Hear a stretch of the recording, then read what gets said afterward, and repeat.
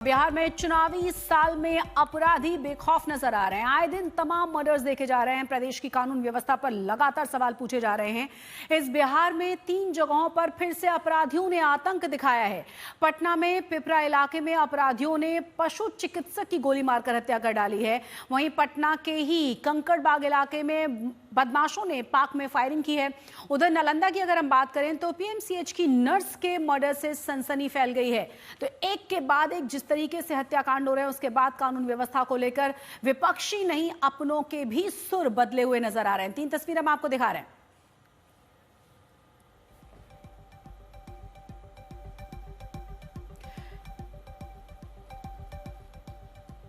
पटना के पिपरा इलाके में उस वक्त हड़कंप मच गया था जब शनिवार शाम को खेत में काम करने के दौरान ग्रामीण स्वास्थ्य अधिकारी सुरेंद्र कुमार की गोली मारकर हत्या कर दी गई। वारदात पिपरा इलाके के शेखपुरा गांव की है। बताया जा रहा है कि सुरेंद्र कुमार अपने खेत में काम कर रहे थे और इसी दौरान उन्हें गोली मारी गई। वो अपने खेत में, गांव के बाहर खेत में काम कर रहे थे। लोग बता रहे हैं कि वहाँ पर वो खेतों में पानी पटा रहे थे। तब तक कोई उनको अज्ञात व्यक्ति गोली मारकर भाग गया। आवाज़ सुनकर लोग, आसपास के लोग वहाँ पर गए। उनको इलाज के लिए लोग टेम्पू से एम्स ले गए, लेकिन वो वहाँ पर इलाज के क्रम में उनकी मृत्यु हो गई। और इस संबंध में परिजनों का बयान दर्ज कर कार्रवाई की जा रही है। इस संबंध में आसपास के लोगों से पूछताछ किया गया, लेकिन कोई भी आदमी किसी को भागते हुए देखा नहीं है और इस संबंध में छानबीन कर कार्रवाई की जा रही है। और जो दूसरी खबर है वो भी पटना से है, जहां कंकड़बाग थाना इलाके में एक पार्क में शनिवार देर शाम अपराधियों ने 3 से 4 फायरिंग कर डाली थी। घटना के समय कई लोग पार्क में टहल भी रहे थे। फायरिंग होते ही वहां से अफरा तफरी में लोग भागने की कोशिश करने लगे। हालांकि फायरिंग की आवाज सुनकर पुलिस जब मौके पर पहुंची तो हमलावर यहां से भाग निकले।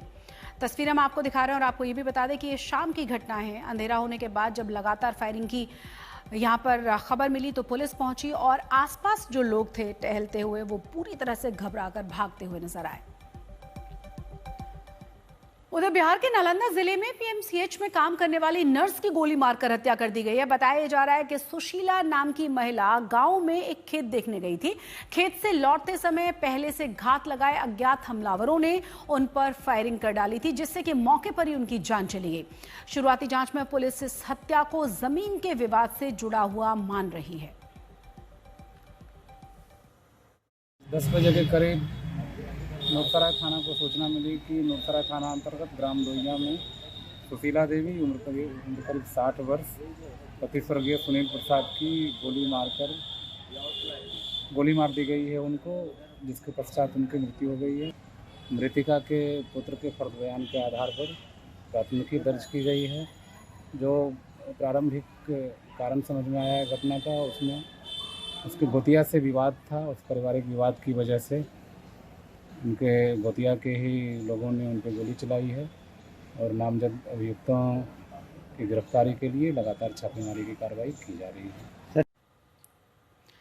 और इस खबर पर ज्यादा जानकारी के साथ हमारे संवाददाता रोहित जुड़ गए। रोहित, एक के बाद एक जिस तरह से घटनाएं उठ रही हैं और जिस तरह से हम लगातार देख रहे हैं इस तरह की वारदातों को, सच है कि विपक्षी नहीं, अब तो खुद के जो साथी उनके सुर बदले हुए नजर आ रहे हैं।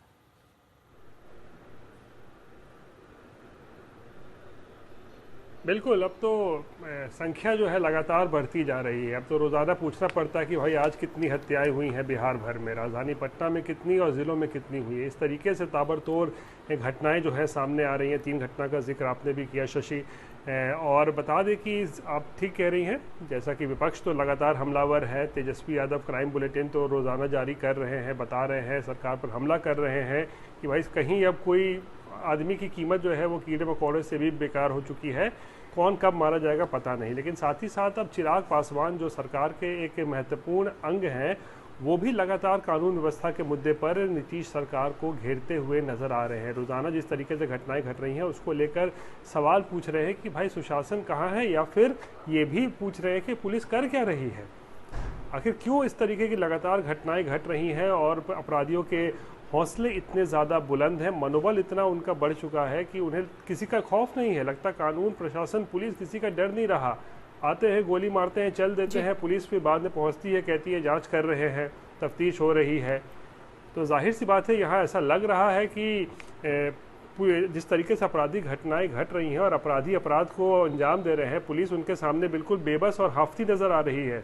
शशि, बिल्कुल बने रहे आप हमारे साथ। और अपने दर्शकों को हम ये भी बता दें कि कानून व्यवस्था के मुद्दे पर नीतीश सरकार विपक्ष के निशाने पर है। तेजस्वी कह रहे हैं कि बिहार में हाहाकार मचा हुआ है, नीतीश कुमार पूरी तरह से चुप हैं।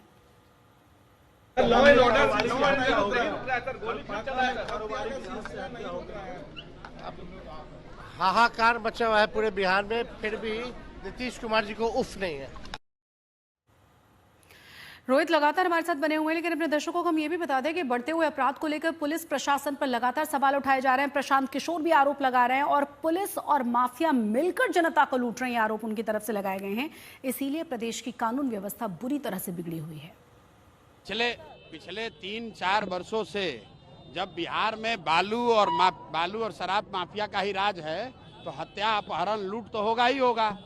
अगर पूरे राज्य में बालू माफिया का वर्चस्व रहेगा, शराब माफिया का वर्चस्व रहेगा, पुलिस प्रशासन माफियाओं के साथ मिलकर जनता को लूटेगी, तो मारपीट, अपहरण, रंगदारी, मर्डर, कानून व्यवस्था की स्थिति तो ये होगी।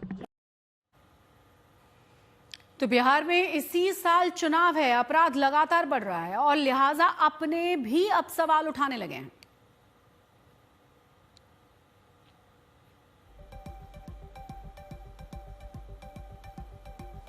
ये जमीन माफिया और दारू माफिया का गठजोड़ कहीं न कहीं पुलिस प्रशासन के कमजोर कड़ी के कारण इनका मनोबल बढ़ा है और सरकार सजगता के साथ पूरी एक्शन ले रही है। ये पूरे गठजोड़ जिसमें राजद के अधिकतर लोग संलिप्त हैं। आज देखे जितनी घटना घट रही है, सबका लिंक राजद से क्यों मिलता है?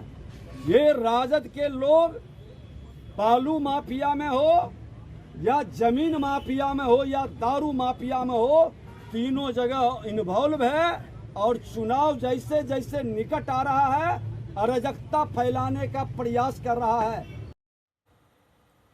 रोहित लगातार हमारे साथ बने हुए। रोहित, सबसे बड़ा सवाल है कि कितना भी यहाँ पर एक्सक्यूजेस दे दिए जाएं, इलेक्शन माना के बहुत पास है, सरकार तो लेकिन आपकी है ना, आपसे सवाल पूछे जाएंगे। आरजेडी पर आरोप लगाकर कैसे निकला जा सकता है?